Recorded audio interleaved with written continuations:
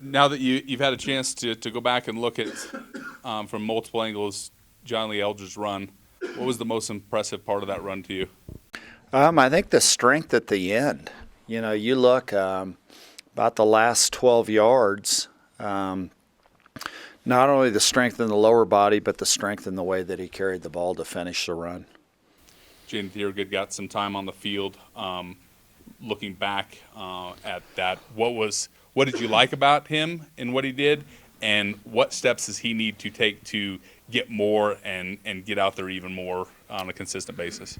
Well, I think just the natural game conditioning tends to take at least 2 games. I know we're trying to scoot that forward a little bit more. So instead of playing maybe, in the mid-teens, now can you get in the upper 20s in terms of total number of snaps? San Diego State's played a couple really good opponents the last 3 weeks, but what have you seen from them, and what do they do well? Well, the sheer talent that they have, again this year too.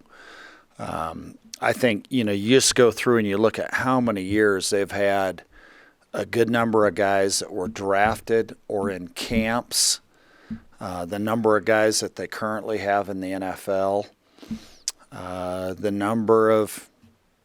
they've had a good number of first and second round guys too. And in a bunch of their sports, you think baseball and it's Gwen or Strasburg, and basketball last year they went away. They played in the last game of the year for all the marbles, and football same way. I mean, just the number of 10-plus win seasons they've had, and they have every bit of that same level of talent again this year.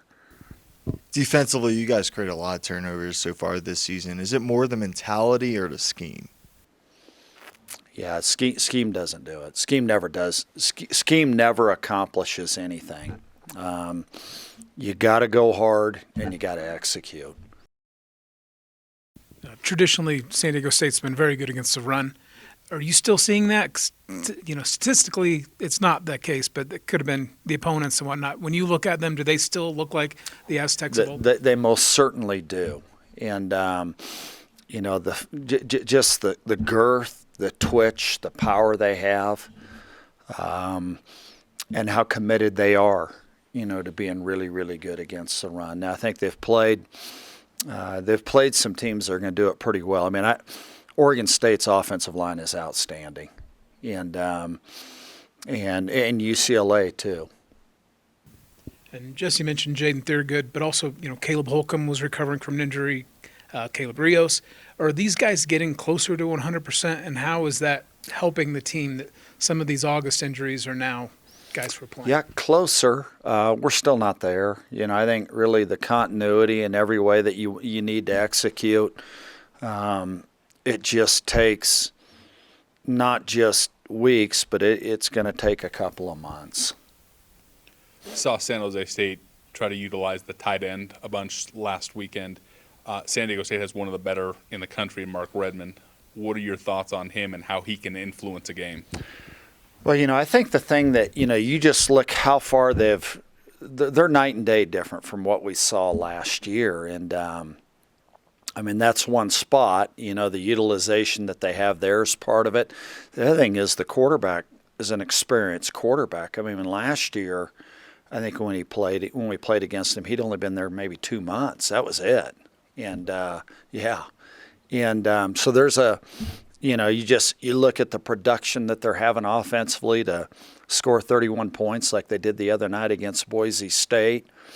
You just realize how capable they are on that side of the ball. Caleb Holcomb's coming in. He was another guy. He was a tight end in high school, right? He was a good athlete. Yeah, really good athlete. And Adam Karras was also a tight end, right? Like, is there? Well, they want to try to tell me and you they were tight ends. They want to know when's that going to come back. And yeah. Did he play any offensive line though, or he was strictly? He did a little bit of everything. He was, like I said, moved really, really well. Pretty intense guy. There are times you guys say you're going to be okay. I mean, but I'd rather have guys that you got to say, you know, it's like the old horse. You like a horse, you like the ones where you got to say, whoa, rather than the ones you got to keep reminding to giddy up. I mean, you know, he has drive. Is that, converting high school tight ends to tackle, is that something you've done throughout your time, or is there something about the line that that's maybe caused that to be a new trend? We have to project here. I mean, that's part of the way we have to evaluate. And if there's a frame that we identify and trying to, as best you can, say, all right, in 30 months, what might he be?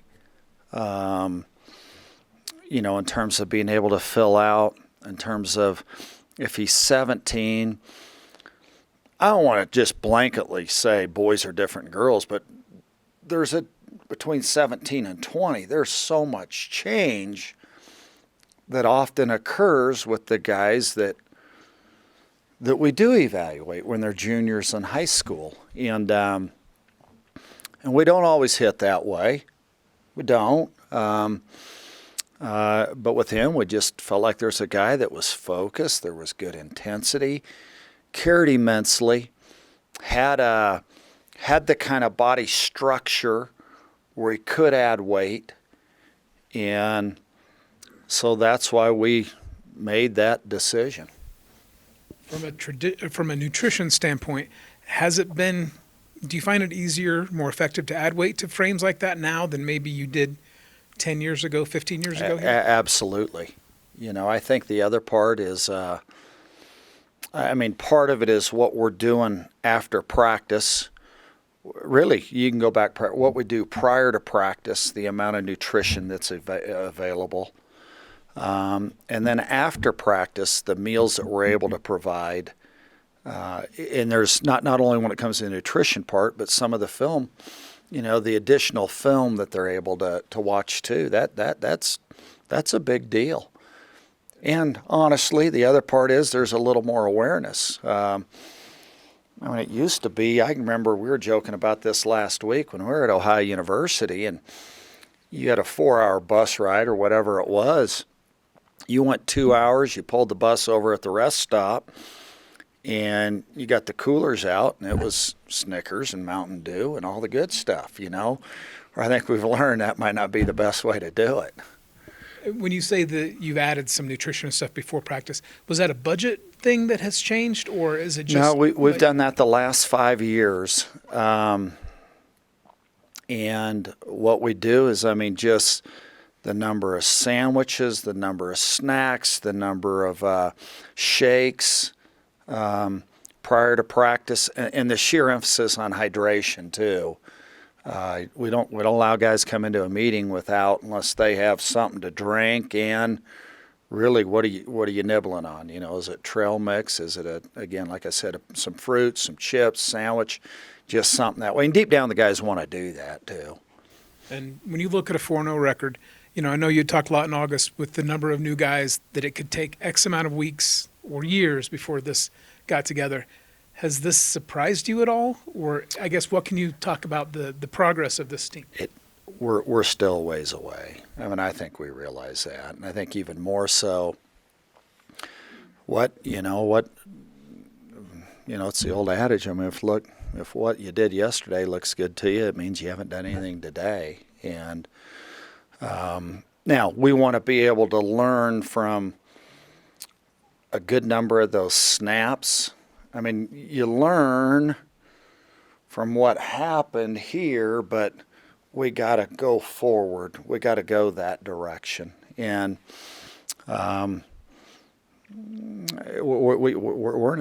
in a tough spot. I think being real, if you're at an academy and you're playing, especially in just the number of nuances and the team ball aspect and the whole bit. We're in a challenging, we're in a challenging environment. Yet, if we can just keep the focus on improving today, and that's a discipline, that's a choice. Probably the choice and the decision you have to make as much as anything is choose humility, choose humbleness. Now, if you will, then you can work, you can get better. I know this. I know yesterday or arrogance or taking everything personal, that didn't block or tackle it. You aren't going to block or tackle better by choosing those particular paths. Coach, what areas do you feel like y'all are still a ways away or need to improve on? Everything. Coaching, starting with that. We're just, you go to who we play this week. I mean, look at how well they move and how old they are, and we're not. So we gotta, just when it comes to, bringing our feet better on tackles, blocks, being able to maintain blocks. I mean, there are just so many areas fundamentally, and our guys want to. That's what's neat. We have players and we have coaches that every day you wake up, you say, all right, what else can we digest? What else can we learn? And let's get better. And I know I said it a week or two ago. I mean, even if we just get 0.25% better, and that's our aim today. From an outsider and an opposition, to see a kid in Maiden, their quarterback, be on the defensive side of the ball and mid-season transition to quarterback and take off the way he did, how impressive is that? I mean, in a lot of ways beyond description. I don't, can you make a comparison? Oh, I'm trying to think here. The Red Sox had a tremendous pitcher back in the teens. I'm not talking 20 teens. A guy that I think threw a shutout or two in World Series and helped him win a couple World Series, and all of a sudden he was one heck of a hitter, and he's hitting number 3 in the lineup for the 27 Yankees and ended up hitting 714 home runs, and his name's Babe Ruth. And I mean, it's not exactly the same, but I mean, how do you do that? I mean, I think especially when it comes to the details, the intricacies of playing quarterback, for him to do that as an opposing coach, great admiration. Yeah, 2 questions about Zach Larrier.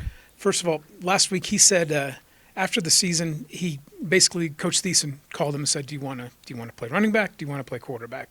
Was it really in his court? Were you guys willing to go either way with that? Yeah, I'm not going to play a guy where he does not want to play. And I think sometimes you say, well, in recruiting, all right, he wants to be a linebacker. No, he wants to be a running back. So that's what we're going to tell him he's going to be, but we'll get him here. No, I want a guy to play where he feels like it's the best spot for him.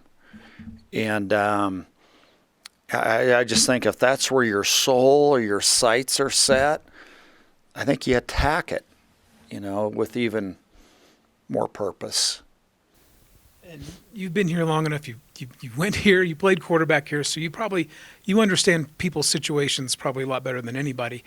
When you look at what he came from and the situation he faced as a child with his dad and everything else, do you have admiration for what he's been able to make of himself and what his mom has helped to make him? I mean, you're telling me to stay clear-headed and not let, as you ask that, not to let stuff go down your neck. And you guys hear me say this. I mean, literally right now in your arms. I mean, how you got bumps all over your arms. I mean, the outlook that he has, and mom, I mean, just go spend a little bit of time with Emily, and you just tell me all of a sudden, oh my goodness, day in, day out, you wouldn't have a choice but to look at possibilities each day when you wake up. And how sharp, how bright, how driven, how there's no explanations when maybe things don't go well, except let's go find out how we can improve. There's definitely something that every one of us can learn from her. Well, I'm going to start by looking way back with you. So you were a high school tight end, right? I was my senior year. Just your senior year? Senior year, yeah. Before that, I played offense tackle, and then my Okay. team needed a tight end, so they moved me over to that. Okay. Is there an advantage to having, well, first of all, the athleticism to play tight end and having the different perspective when you then come back in and play tackle? Yeah, for sure. I think playing tight end, it gave me a little edge on being more athletic. In the academy here, they try to recruit faster tackles. So I definitely think that helped me getting into the academy and adjusting to this type of offense, running outside with triple option. Just being a tight end that helped me be more athletic. And were you totally on board with playing offensive line, or as a recruit, were you considering where you could maybe go and play tight end? For sure. I got recruited off my junior year of high school through that tape. So that was just all my tackle career. I didn't get looked at for a tight end as far as my senior year. How you doing, Caleb? Good. Thank you. Hey, I was wondering, can you tell me what your thoughts were when you saw John Lee's run there for the touchdown? Incredible. So John Lee's one of those people who they put in so much effort and so much work into football, being a better player and performing for the team. I was not surprised at all that it was him that did it. During summertime, he put in extra hours, and his fruits of labor really paid off. I was stunned seeing it because it was an incredible run, hurdling someone, shaking off tackles right down the sideline. So I was amazed, but I wasn't surprised it was him. Were you on the field for that I was, one? yep. When a play like that happens, do you almost forget, like, oh, wait a minute, I have a job to do? Do you get caught up in, like, watching, like, almost like a fan? Once you see someone with open field ahead of them, you kind of do, and you just want to chase them and congratulate them because that every time you score, it's huge on the field. So kind of, at a point. What makes San Diego State's defense so good against the run? Their defensive line is always coached very well. In previous years that we've played them, their defensive line is sound with big bodies. So that's something as an offensive line that we always have to look forward to as they hold themselves in gaps and they can be heavy. Is there like a scheme that they run that makes it more difficult to rush against? They run a bunch of different schemes, but usually they're pretty tough in the holes, thugging. They're different gaps, and their players are really strong, so they can do that. It's tough to move sometimes. Caleb, I know you guys are off to a 4-0 start. It might not be the case, but do you guys have to be a little wary of not being overconfident, thinking that every time you step on the field you're going to win? Like, has there been any talk of that, like not being content, I guess? Definitely. There's always talk every season of not getting complacent and not getting full of yourself. But I think we do a really good job of just focusing week to week here. We never talk about future games. When it's a game week, we only focus on one team at a time. I guess kind of in that same vein, every time I've covered this team for a long time, and San Diego State was always a team you guys hadn't beat. It was always overcoming that streak. Now you have beat them. Does that change the mindset at all, or do you have to work to get back into that underdog mindset against this team? It doesn't change at all. Every year is different. Players are different. Coaching staffs, they make different schemes to be better than the other team. So it doesn't matter if we beat them in the past, if we've won in the past. Every year is different. It's a new start, a clean slate for us.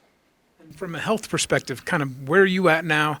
What'd you go through in August to get to this point? Yeah, so I had some challenges during fall ball this year. Summertime, I had a lower back injury. I've had great athletic trainers in PT, so they've worked on me a bunch. I'm feeling a lot better, so I'm just focusing week to week on being able to be healthy for each game. Caleb, you mentioned playing tight end in high school. Is there ever a time where you're like, I'd like to catch a ball or two? I think tight end is just a glorified tackle. They have the ability to get the ball and block, but I love hitting people, so I think tackle is where my heart's at. So you're fine with, I mean, not that you wouldn't be anyways, but. I love tackle, yeah. No, what's your major? Aeronautical engineering. That's what I thought. What does that entail? And then with that, Coach talked about your intensity. Do you take that same mindset with learning and with that major? For sure, with the balance of football and school, you have to. Just the time management it is, especially with the major. We also have another player, Ethan Jackman. He's an aeronautical engineer. But you have to use that intensity with academics, for sure, if you want a manageable or a good GPA while playing football. And was that something you would have done anywhere, or did you kind of find that here at the academy? I think I found it here at the academy. I think I like taking on challenges, and that's a challenge here at the academy. So I don't know if I would have done it if it was somewhere else. I definitely found that here. Can you kind of explain what it is? Yeah, it's the science of objects that fly and the physics and all that behind it. So what would you do with that ideally? So I was actually looking into that recently. I think being like a program manager somewhere after the Air Force, I want to do my 20 years. But I really think it's interesting how the physics of that stuff work. If I could get into the science and a job in the future, that'd be awesome. And then back to the intensity thing. I know it's hard to kind of self-evaluate yourself, but Coach was saying he'd rather, a horse you got to rein in than one you got to get to go. Are there, can you give examples of when you would have, I guess, shown that personality here, where coaches would have been like, man, we got to rein this guy in a little bit? I get pretty mad at myself on the sideline if I mess up. Because to me, football is a place where you can let everything go. All that built-up anger you have throughout the day, it's a place where you can let it go, and that's what the competition is. It's two men going at it just as hard as they can. So I think on the sidelines sometimes coach is like, Caleb, calm down. It's all right, next play. And then at the second half at San Jose, what did you guys kind of learn about yourself as a line?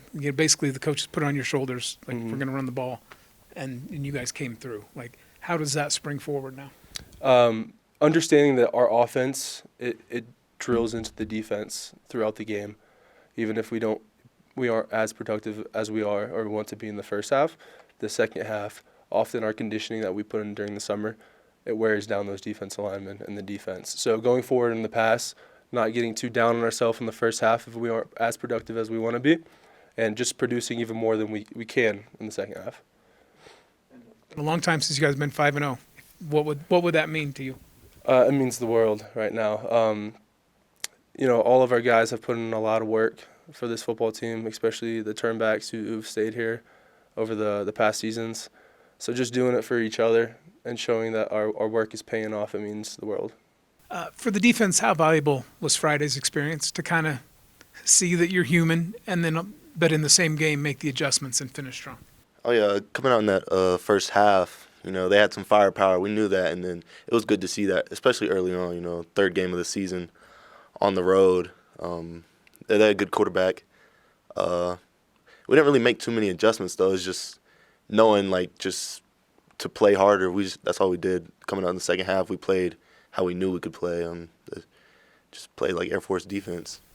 And not that confidence has ever been an issue, but do you have something else now in your mind that if things do go wrong, you guys know that you have that extra gear that you can reach? Oh, yeah, for sure. Like I said, especially having a test like that in the third game of the season is great for us.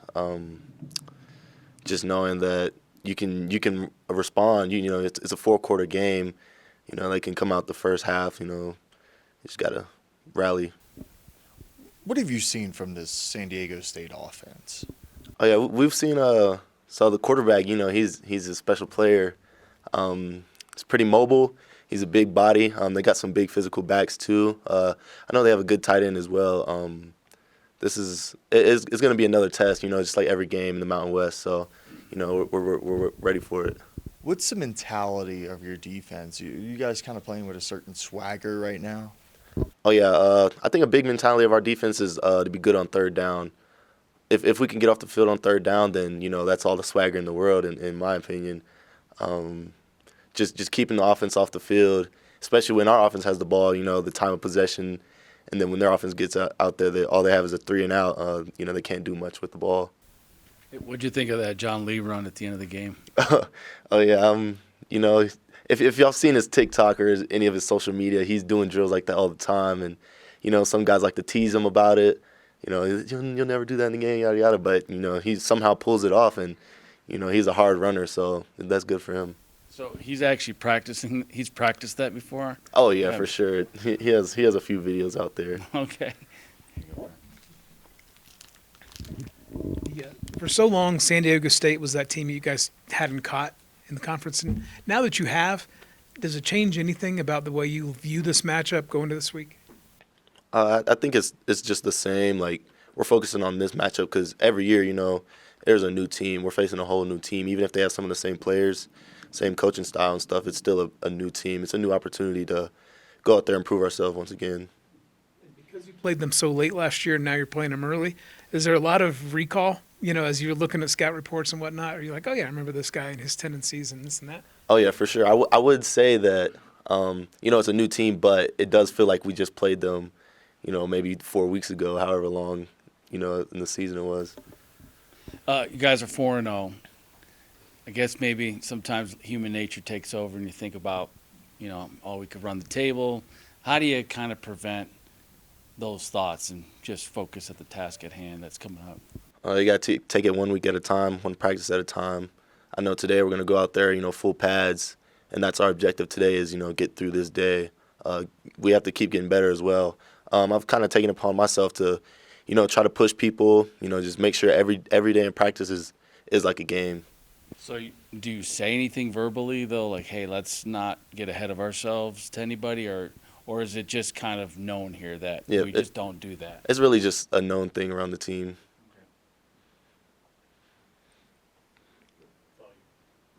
I'm writing about Zach Larrier, and I talked to him about his background. Like, is his background well known on the team? Like, do you guys know about what he went through as a child? And I guess, well, first of all, do you even know what I'm talking about? Oh, yeah, no. So I guess people's lives, for the academy aren't really talked about as much. So, we haven't really heard too much about what he's went through as a child or whatever. We just know he's here and he's a good quarterback. He's a good person. So, What kind of a leader is he? As a defensive player, do you see much of that? oh, yeah, he's very well spoken. I will say that. He knows the right things to say to people to get them motivated or whatever he needs to do. He knows how to choose his words wisely. He doesn't say too much. He doesn't do too much. He's overall just a nice guy.